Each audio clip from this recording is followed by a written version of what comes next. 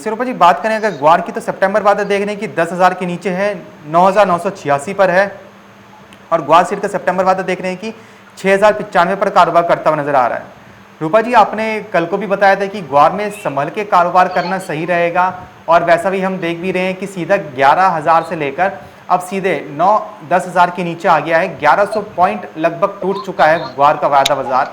तो अब आपको क्या लगता है, क्या यहाँ पे जो प्राइसेस को लेके जो एक मैनिपुलेशन देखने को मिल रहा है, और अफवाहें हैं कि ग्वार की जो डिमांड है वो ज़्यादा निकल के सामने आ रही है, जबकि मार्केट में ऐसा कुछ देखने को नहीं मिल रहा है।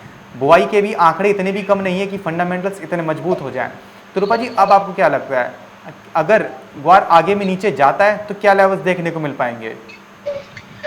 देखिए, अभी जो फंडामेंटल था ग्वार का तो वो इतना ज़्यादा पॉजिटिव नहीं था। हमने कल भी डिस्कस किया था कि जी। ऐसा कुछ नहीं था कि जो मार्केट में इतने ऊपरी लेवल देखने को मिले। और आप देखिए, जो फंडामेंटल बताए जा रहे हैं कि बारिश की कमी के चलते इस बार ग्वार की फसल कमज़ोर हो सकती है।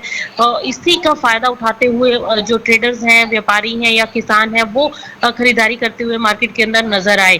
तो ऐसे कई जगहों पर हमने देखा है कि स्टॉक भी काफ़ी ज़्यादा अवेलेबल है। ऐसी बात जी। नहीं है कि मार्केट में स्टॉक नहीं है, लेकिन इन स्तरों पर भी ह्यूज क्वांटिटी में हमने बाइंग देखी है फिजिकल मंडियों के अंदर।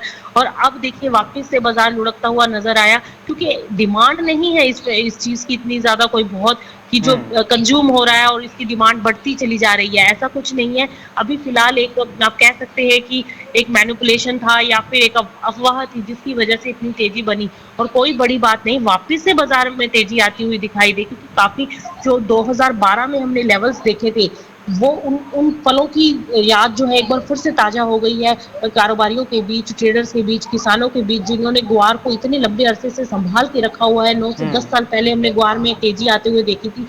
अब वापिस से थोड़ा सा बाजार उठा है, तो जिन लोगों को उस टाइम नुकसान लगा था उनकी उम्मीदें एक बार फिर से उठी है कि अब हो सकता है कि ग्वार फिर से नए हाई लगते हुए दिखाई दे और उनका जो नुकसान है वो यहाँ से जी। पूरा होता हुआ दिखाई दे। इस वजह से सभी एक्टिव हो गए और इसमें ह्यूज बाइंग करने लगे और एक तेजी का माहौल बनता हुआ दिखाई दिया। लेकिन फिलहाल के लिए कोई बड़ी बात नहीं, वापस से बाजार उठेंगे और तेजी आती हुई दिखाई दे, क्योंकि जिस तरीके से स्थिति देखने को मिल रही है। लेकिन संभल कर कारोबार, जो छोटे ट्रेडर्स हैं उनको बहुत संभल कर कारोबार करना चाहिए। इसके अंदर अगर पोजीशन लेनी भी है जी। तो स्ट्रिक्टली स्टॉप लॉसेस के साथ थोड़ा थोड़ा माल लेकर आप चलें, और जैसे प्रॉफिट आए आप लेकर निकलते रहें, क्योंकि इसके अंदर अभी कार्टेलाइजेशन भी हाई हो सकता है, कुछ भी देखने को मिल सकता है। तो फिलहाल फ्लक्चुएशन खूब रहेगी इस कमोडिटी के अंदर, और डिप पे खरीदारी की रणनीति रखनी चाहिए, क्योंकि मुझे लगता है कि अभी बाजार उठता हुआ दिखाई देगा।